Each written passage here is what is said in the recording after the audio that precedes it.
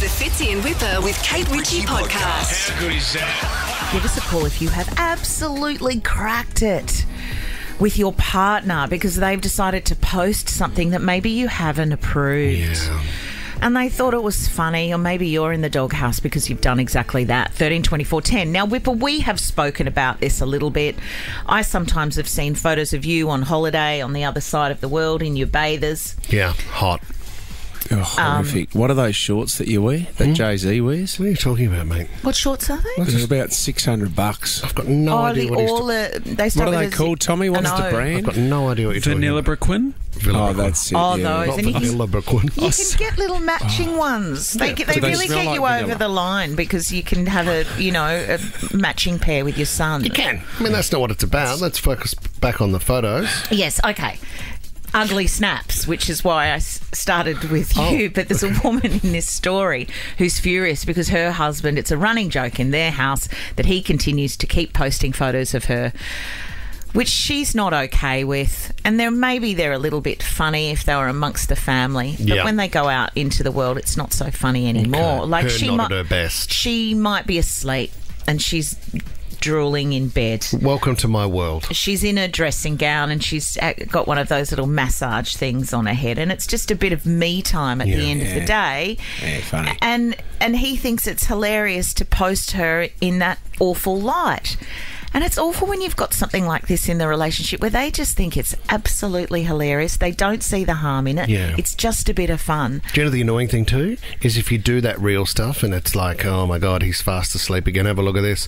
My wife will take footage of me falling asleep where my head goes back and forth and she'll go, oh, Noddy's back. Yeah. And she gets a lot of funny. positive feedback on that. A lot of sleep. Likes, like. Yeah. But do you know why that works? Because it's real. The process that you do have to go through to post something, especially with my wife, I've got to go through her management. I've got to sit down with, usually in a room with 8 other people. They overlook each photo before she approves the one that I'm allowed to put up on Instagram. Kate, it's ridiculous. Here's another one for you, Kate. You're about to have a teenage girl soon. She's about to come into that period of her life. Gets even worse with kids. Like my boys now, I'll take a funny video of them at the dinner table and the first thing they say to me is, don't post it. Yep. Don't post it. Not for Instagram. They're becoming self-aware. I think like, it was, what? wasn't it Gwyneth Paltrow's daughter? I think Apple came out and said, or there was something where she was finally up on Mum's gram again, and Gwyneth said that was because she particularly asked me that it, my body's nobody's body but mine kind of thing, and this is my face, and don't share it unless you ask me. Here's the other complication. I had to say to Lisa, take that photo down now, because I'd told somebody I couldn't turn up somewhere because I had gone away for the weekend. So when you showed me in the backyard with the kids, I said I was in Melbourne. That was your personal trainer. That's right. Yeah, week after week. He's been buying that story for 6 months. Tash has given us a call from Chroma. Tell us about your hubby. What's the rules, Tash? What's happening? Oh, morning, guys. How are you? Strong, Tash. I would like to say that my husband did probably one of the most brutal things that he could have to me on my first Mother's Day. He uploaded the freshest post-birth picture that he had of myself. I mean, I know there was like some good gesture to it, but it was seriously nothing that should have been posted online for anyone to see. And it was like hashtag Happy First Mother's Day. There was blood. There was guts. I was like, oh my God, delete that. Tash, look, it came from the right place though, didn't it? He was obviously incredibly proud of you and just thought you were wonderful. Yeah, and then everyone else on Facebook got to share the experience with us for those 5 minutes. Some things don't need to be shared. Thank you, Tash. No, they really don't. So yeah, he was made to delete that. He's gone. Victoria in Chatswood, what's your story? Good morning, guys. Just calling in to let you know that my partner shared photographs of him and my newborn baby whilst I was still being closed up in the operating theatre from my Caesar. So they announced the birth of my son over social media before I'd even come out of theatre. Oh my God. He posted from theatre. So how did you find? Who You all told sound you? very speechless. Oh, yeah. Who told you, Victoria? So when you came to, who informed you that it was all over social media? I saw it on all of my in-laws' pages. They took the photographs from my father-in-law and the aunties, and everyone was posting it. Congratulations. Before I... It's such a private moment. Yes, it not? is. It's It is. like- Hey, can I say though, he would have got some great likes and comments on that. Yeah, it and was his most liked. more I think more followers. than me. This is the Fitzy and Whipper with Kate Ritchie podcast. Okay, you get me with a headline like this. All right. A woman who faked her own death for a $700,000 life insurance payout has been seen withdrawing a wad of cash while shopping as she awaits sentencing for fraud offences. Okay. This is crazy. Karen Salkeld is her name. She's 42 years of age. She risks up to 7 years in prison for impersonating her own partner. So what she did, she took life insurance out on herself, but then she went in and made out that she was her partner. Okay? So she's a mother of two, Kate. I think she's left her husband and now she's found a new partner, right? And she's gone in and basically said, this is really sad, but my partner, Karen Salkeld, which is herself, has passed away in a car accident. I'm here to get the life insurance. She was then paid out $718,000 into a bank account. So she falsified documents. Yeah, but got the cash. Death certificates. Everything was done, like she went through the whole process. They investigated it. And then she's got the $718,000. This is where it gets even weirder. She runs an F45. She's an instructor. Okay. So she's faked her own death, but she's still taken F45 classes. And this is a Mailey Dale story. So you also get to see a photo of her going to the ATM to get a wad of 50s, wearing a salmon pink PE Nation sweatshirt and black leggings. And if you would love that look, click on this link. No way. No. I don't think there was the click on the link. But they actually... tell us what she's wearing. Okay, that's good. So how's she getting the money out? Because I reckon that's... If you're going to fake your own death, the hardest part is leaving any form of trace. Yeah. So is she withdrawing money as the other person, still pretending to be the partner? She still looks like the partner, and all of these ATMs have cameras on them these days. Like the banks can just have a look at who withdrew when. This is what I'm thinking. And why would you go back to F45 if you faked your own death? Oh, no, I've got a class tomorrow morning at 8 a.m. and they need me. Maybe she figures if she can convince births, deaths and marriages, then she can convince people that are there to work out for 45 minutes at a time. Maybe. And then she was caught off guard by the reporter last night. So the reporter tracks her down and asked her a few questions. She claims she died in a car crash, but as she walks across the road in our southern suburbs, Karen Salkeld is very much alive. Karen Salkeld, Michael Stamp from Channel 9 News. I'm just wondering why you faked your own death. Who? The hell? Who are you guys? I'm not talking to you guys. Why did you fake your own death? Is this a joke? No, this is not a joke. This is very serious. You're charged before the courts. You got F45 clients, no? Are you trying to get me... Do you want to say... or something? Are you trying to... You're already in trouble. You're before the court. Are you trying to make everything worse? Or are you trying to put F45 under the banner again, or what? She's more worried about F45's brand and their reputation. Sounds more fitness first to me. Well, don't you need like to register somebody's death? If she's saying she died in a car accident? Yeah, there would have been a body. Isn't there a police report? We would have thought so. The reports of Patrick McDermott as well, which was Olivia Newton-John's husband. Remember that one? And there was sightings. Ever turn up? Well, there were sightings of him in Mexico fishing. There was numerous sightings. But that makes sense when you go... Like, if you're going to fake your own death, you go far away from where you live. You don't hang out in the same state. It is like Shawshank Redemption, isn't it? Andy Dufresne, isn't it? It's when you've just got to go and fix boats and go into the middle of nowhere. Yeah, and I've always said if you're going to do it, you need to leave part of your body. So let's say there was a fire, you burn the house down, you leave a little bit of your pinky in the letterbox or something. So they go, we found some remains, because without that, they're going to go, he's still alive. I just think there might be other options. And then they find you. And it's They're not faking your own death. Like, it can't be that bad. Come on, guys. Being honest. Facing up to your fears. Yeah. Be honest. Yeah, Kate Ritchie was found in a shed knitting in the Southern Highlands. Oh, wouldn't that be lovely? With her top off. You paint the backyard. She was found naked gardening. Yeah. This is the Fitzy and Whipper with Kate Ritchie podcast. A tricky story here about a man, and I want to share this because I just don't know what you do in this situation. A man was admitted to hospital. He'd suffered a severe brain bleed. How awful. Yeah, terrible. His wife received a phone call and said, you better go to the hospital. It doesn't look good for old Trevor here. Where was Trevor when this happened? Trev was... that was the tough part. He wasn't doing radio, was he? No, Trev... He wasn't in the office? No, he wasn't in the office. Hadn't gone to the gym in his lunch break? Wasn't the gym either. In fact, his wife only found out where he was when she arrived, and Trevor had been at his mistress's house when he had the severe brain bleed. Bit of a brain fade when you walked away from your wife, you might say, Trevor. Brain explosion. Brain explosion. Silly, silly Trevor. Silly. I can think of many other words to describe Trevor. Silly, naughty Trevor. Or as my old man says, well, it sounds like he's kicked out of bounds on the full. Throws in a bit of a sporting reference. Sporting analogy. I love that. Good on you, John. Sport Loves and his footy. affairs. Does that mean a free humour. kick to the other one? Anyway, they desperately tried to work out what to do in this situation to save his life.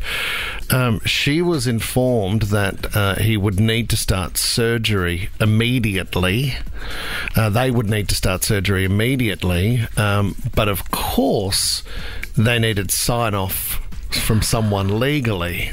Oh, like the next of... whatever it is, their attorney. Now, being the wife, she was in a position to sign.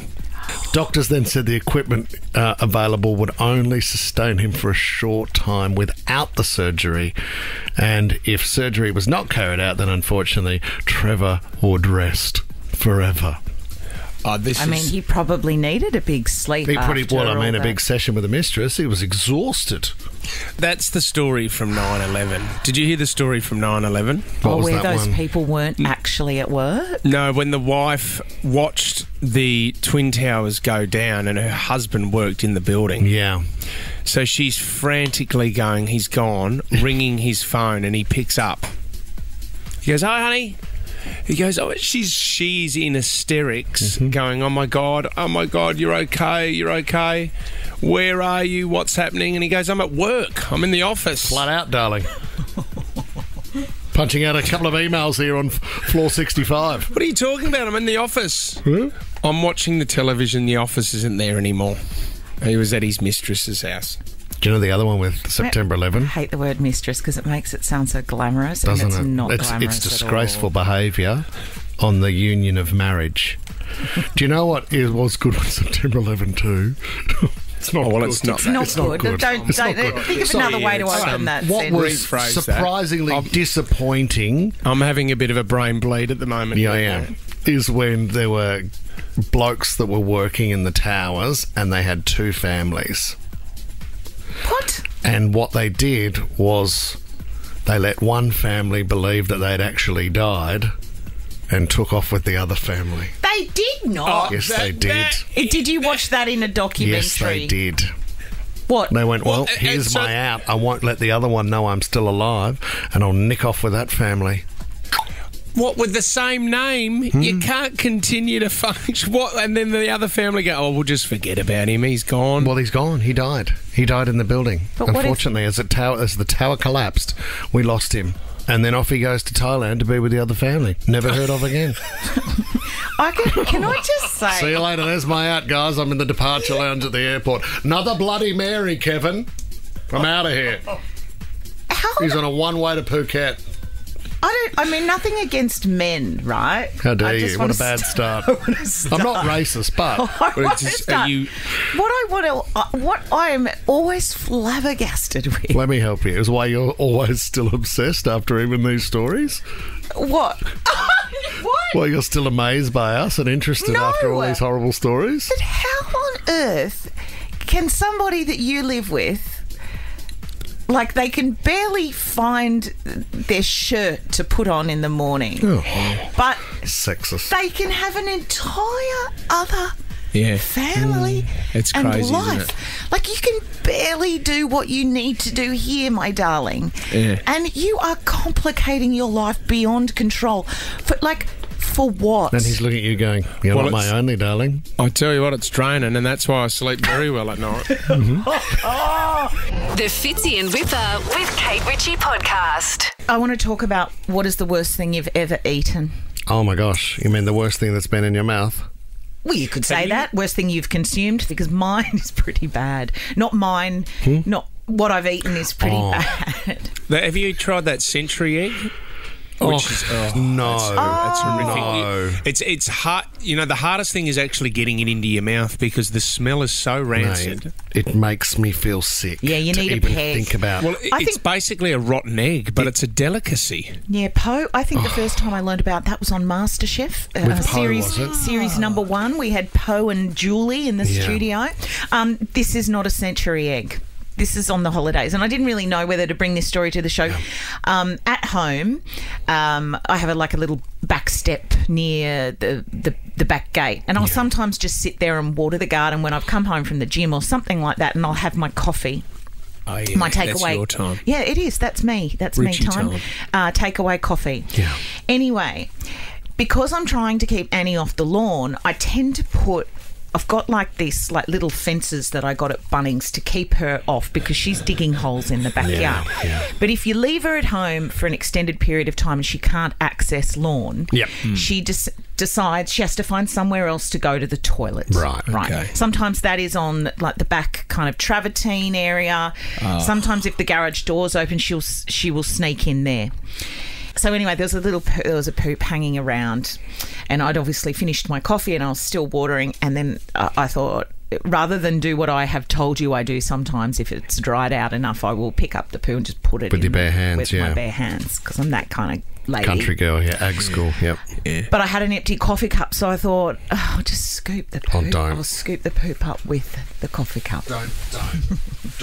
Because Well, it I makes wouldn't be able to sense. drink out of that. I wouldn't be able to drink out of that mug again. Well, it's not a mug, it's a takeaway cup. Okay, because it's I've a come home takeaway from the cup, gym. okay. So I Gotcha. scooped it up and I put the lid on it. But I heard someone in the back lane, so I thought I'm not going to go out into the lane. Not that I'm antisocial, of course. Paparazzi, But I thought I'll just leave the coffee cup on the back step and I'll get to that at some point when I hang the washing out, right? Okay. So I'm pottering around, having a bit more me time, maybe doing some emails, and then I find myself a lot of me time. back in. It doesn't happen very often. This is like the one day in 20 years, Fitzy. Yeah. And then I find myself back in the backyard, and I hanging clothes on the line, and I thought, oh my God, that's such a treat. I haven't finished my coffee. So I'm not even joking. Yuck. What? So I have picked up my coffee cup and taken, and I could feel there was a little bit of weight in it, obviously. I'm thinking, this is good, because I'll drink my coffee all day. It doesn't matter if it's cold, because I get, one a day kind of thing. Yeah, I've taken the biggest swig of my coffee with maybe a few millimetres of cold strong oat flat white, and... covered in I'm not even joking. I'm not even... And I thought... You took the nug in the mouth. No, I didn't. It was just... Because, see, I hadn't picked it up with my hands because it was wetter than usual. So I had to scoop it into the cup. So it was just through the little drink hole. Yeah. I caught Huey... Huey turned around as a baby once and he was crawling. We're outside at a picnic and he had a used durry in his mouth, chewing on a used durry. Oh, yuck. And he's been addicted to it ever since. Some people do chew tobacco. What did you do? Did you try and put your fingers down your throat? No, do you know what I did in that moment? I just thought, well, of course. Of course. Of course. Of course I like that. No, of course this is happening to me. I mean, life, it just can't really... Yeah. But that's why you're relatable, Kate. That's why people see you and go, you know what? If Kate Ritchie can do it, I'm going to do it. I don't suggest I'm going to drop a log into my coffee do. The worst thing you put in your mouth. Kate Ritchie Kate Ritchie. Can you beat mine? Set the bar very high. Get involved. What did you eat, Liz? Well, I was. It was after a party the next day, and I took a bite out of a chicken drumstick, and it had maggots in it. Okay. So then I didn't say anything because family was around. I went to the bin, just spat it out, and then washed my mouth out. Oh, Liz. Well, they're quite clean though, maggots, aren't they? Are they? Well, Yeah, they but that clean also up at least. means that's been developing for days. That means the chicken that people were eating the night before wasn't good. I actually did this when I used to do dancing Go on. at the Mary Easton Dance Studio. Oh, is there any photos of this? Yes. Great. We'll put them up. No, on you socials. won't. No, you won't. I've Get 'em had out, I've had to Heather. have therapy around it. Okay. Anyway, I'm not joking. I'm not even joking. And I bought in the old days cans of apple tizer or apple Oh, a yes. fizzy apple juice. I hate that. Yeah, the And- apple soft drink. Yeah, and it was in the fridge out the back of the dance studio, and I thought I'll leave it there till next week, and came back but didn't realise the fridge had been off. Once again, it's the swigging that always gets me. Big swig, Yeah. and I've swallowed the whole kind of film of mould that had formed over the. I mean, I have guts of steel. I'm not enjoying this at all. You will at some stage do I'm a Celebrity. Oh, no, I You won't. will go into the jungle, Kate, and those eating challenges, I think you'll be able to. I think you'll kill it. You'd Well, nail a couple of bull's testicles. You've already had the audition for it. By the sounds of it, you could do this. I don't You wanna would go be. into the You'd be jungle. bigger than Warney going into the jungle. I reckon. No, I'd be I'd be Carrie Ann with my makeup bag, and everyone would hate me. 48 hours and she's out. See you later, the shortest lived. Marie, hello. Hello. What did you eat? I sculled a goldfish. Oh, Did you? accidentally, It was a new Marie. bar back in the 80s, Yeah. and it was called Shooters. And it was after, you know, that movie Cocktail where... Yeah, Brian Brown, Tom Cruise. Yeah, that's it, Tom Cruise. Well, this bar opened, and they had this deer that if you sculled a goldfish and they gave it in a little shooter, it was alive. And it wasn't a big fat goldfish, but it came out of a kind of a manky tank, and it looked really bad. And I was out with my girlfriends, and they said, "Go Marie, go Marie." And what you got was drinks for the night. So I did it. Not many people did it. Couldn't do that anymore. No. That's on the Gold Coast, Marie. Shooters on the Gold Coast. I think the RSPC got involved and said you can't do that. Oh, absolutely. Could you feel the goldfish inside of you? In my mouth, yes. And then when you swallowed it, yeah, mate of mine. And then you swallow it and you get free drinks for night. Yeah, but did you feel it in your tummy once you'd swallowed it? No.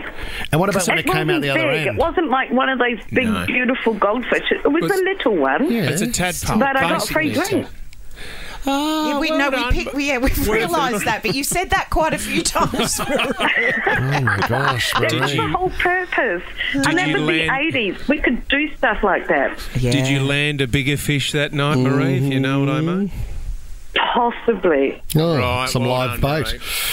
Marie. I'm going back a few years. So. Oh, yeah, you do remember, but you're on the radio. Thanks, Marie. Appreciate the call. The Fitzy and Whipper with Kate Ritchie podcast. Recently decided to take the tribe up north. The Douglas. Port Douglas. Go for the black Douglas. Yeah, it's a great. But what was the weather? Is it still what? I hear Queensland's been quite cool. Was it warm No, it up wasn't there? Or bad. wasn't It it was too like bad? 27, 28. Isn't it the Beautiful. time to go so you don't have the stingers It in was the good. water? No stingers. I mean, a couple of dangers around there, Kate Ritchie. And if you head down to the beach, there's still sort of vinegar or whatever it's called available in case there is a stinger attack and you need to empty. It says, do not drink. When you meant dangers, I thought you were talking about Luke Ricketson. No, and he's extremely dangerous. There's some dangers in that Sheraton pool. In that pool, in the swim up bar. Oh my gosh! There's some. Spend a bit of time there. There's some beer guts that go into that pool that I think you should that are more dangerous than the crocs in the area. Well, it was good because there was only sort of, I'd say, how many kids would have been in the pool? Sort of 3 to 4 million staying at the Mirage there, which is good. So you can imagine the amount of urine and fecal matter in the pool, which was fine. Yeah, right. I mean, it brings life to the term dropping the kids off at the pool. Yes, it does, and it brings everyone together, Kate Ritchie, as everyone wakes up with pink eye. Hey, you didn't see John Farnham there. You know, John Farnham's got a place to Sheraton Mirage, and he was pictured at a restaurant in Port Douglas with his family around the time that you were there. Did you run into John? I didn't see John Farnham. I would have paid to see John Farnham. You know what I did see? And this, here's the awkward one. I'm in the pool, right, just hanging out with me kids. I look over at Lisa, and then my eyes drift back past Lisa. There's an ex-girlfriend and her husband and 3 kids. One of your ex-girlfriends? And I'm like, what them hell does... Has she been allowed out of the asylum? Well, I was like, holy skibbity. Are you saying you had a wandering eye? You were originally looking... This is what I heard. I was looking at my wife on the sunbed, and then my eyes wandered to the woman behind her. Yeah, and then she said, why didn't you message back? She'd messaged me about 3 weeks earlier, and I'd just forgotten to write back, but her sister had messaged at the same time, and I'd written back to the sister, so all hell broke loose by the side of the swim up bar. No, I didn't hook up with the sister. What? Anyway, let's move on. I'm there, me and the kids in the pool, and went down to the local chemist, bought ourselves a skim ball just to do something in the pool, so we're throwing the ball back and forth. Oh, because chemists are known for skim balls. Yeah, so I said I'll take some eye drops for the pink eye because of the fecal matter that's infected the whole family, and I'll have... don't bring a pink eye. You got that 8 times in a year. That was a different issue. You do have a funny pink eye, thank you. I love the... There's some great stings in there, Tom. Can we find them, We're Jess? not going. We're not going down pink eye this stings. path. Do you know the amazing thing is the steroid drops that you use is called FML? They are not. Yeah, they are. It's called FML. Oh, wow. Steroid drop. How do you get just pink to clean eye? the poo out of the eyes. How do you get it? It's just a breakdown in the body. I don't know. Stress. Could be anything. Could be stress. Anyway... Jack skims the ball, flies past me, bounces out of the pool and goes into the garden there. And I thought, he said, I'll get it. No, I'll get it, mate, because it was down my end. Frangipanis or something. Yeah, just straight into the frange. And I put my hand into the bush to try and find... put my hand straight into the frangipani to try and find the ball. Yeah. I'm feeling around. I'm going, no, and then I'm... In your board shorts? Yeah, in my board shorts, dripping wet in the pool, hand in... shoulder hair. You just had your back hair plaited at the local street. Locals. Rico's looking at me thinking, I've never seen an athlete like this since my 300 game for the Roosters. And then... Front row. I'm feeling in the bush. I've got my hand on something and I went, I think I've got it. Went to grab the ball. It didn't come with me. I put my hand onto a giant diamondback python.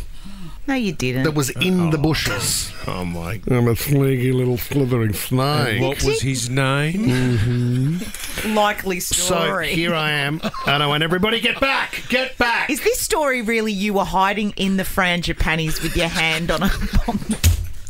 Yeah, you were hiding in the frangipanis. Watching the ex-girlfriend by the pool.